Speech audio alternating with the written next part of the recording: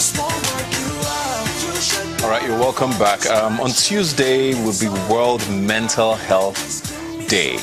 And today we're going to be trying to discuss, how to deal with mental health, particularly in the workplace. I have here with me Dr. Samuel Okerinde. Thanks for being here today. Thank you for having me, Puka. Yeah, most people hear mental health and think of the extremes. They just suddenly picture someone walking on the road without clothes. And is that what we should always think about? Okay, I want to start by saying health is not complete without mental health. According to WHO, it has to do with the state of physical, mental, and social well-being, not necessarily the absence of infirmity. So mental health is an integral part of, and a lot of people think people who have mental illness or disorder are those ones that are in Yaba, the frank psychosis. But we have mental illness from anxiety, phobias, personality disorder, alcoholism, and so many things, depression, to even things like obesity.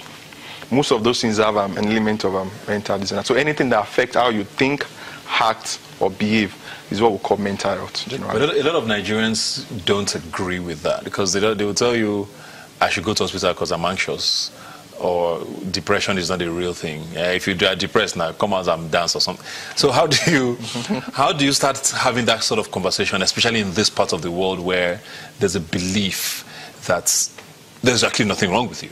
Okay, I want to say that depression is real, actually. One of the statistics is over 300 million people worldwide. Now, if you think about Nigeria is about 160 million, Ghana is about 20 million, so you look at 10 times of Ghana having mental depression, so it's actually real.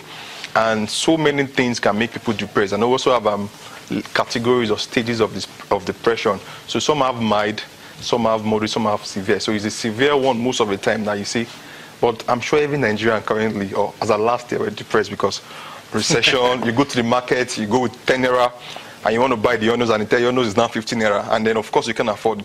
So depression is really, really real. And anxiety disorder to they are part of mental disease. Like I said, anything that affects the way you think, act, or behave can be linked to mental health. So at what point do you think it's right to, quote unquote, seek help?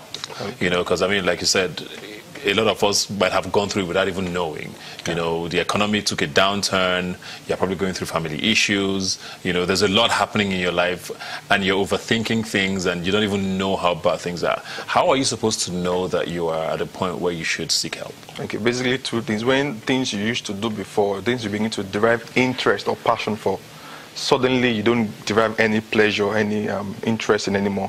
Two, when your actions now begin to have negative effect on your health, and also when it begins to affect the health of or affect other people, then at that point there is a need for you to seek medical assistance. Well, we're focusing on dealing with mental health in the workplace, and I think a lot of Nigerians must be able to relate to this one because before we came on, you were asking me if I enjoy my job and all of that, and if you ask a lot of Nigerians that question, for the most part, I don't know that you'll get a positive answer because most people are doing what they have to do, not necessarily what they want or should be doing. Okay, I wanted to be a teacher, but because teaching isn't available or isn't paying what I want, I'm here in a bank, or I wanted to be a banker, but I couldn't get a job at the bank. So so there's always, most people end up doing things they didn't want to do. How do you start dealing with that in a country where the choices are very thin?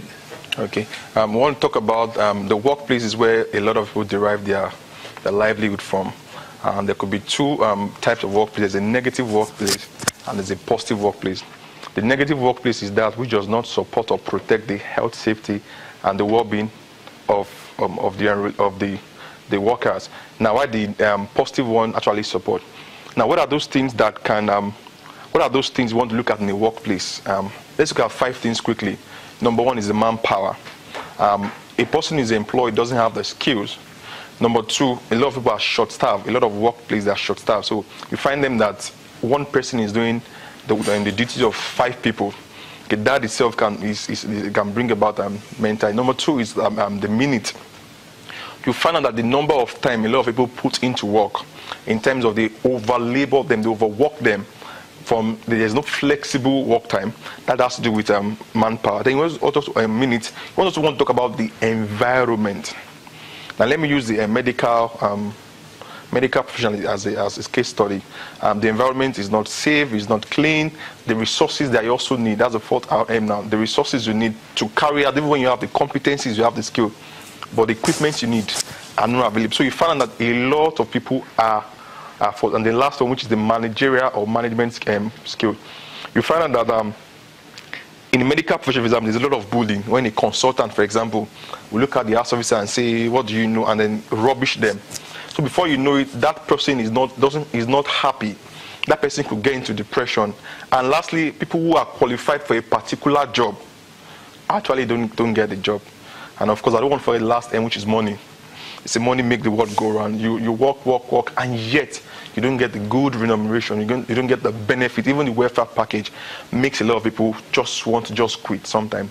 So these are some of those things that make a work environment to be a negative one. What about the positive you're saying?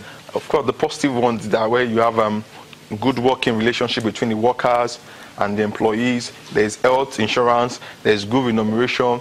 There's teamwork, team spirit among the workforce and the management, and most importantly, that they're all working together, to ensure they get to their goals. So is it possible to be depressed in a positive workplace?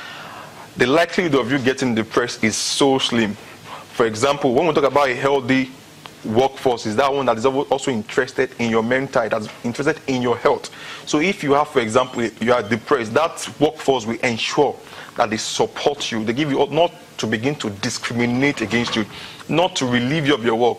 I don't even understand what I'm saying. So a positive workforce is more supportive in that area, not discriminative or stigmatizing such people.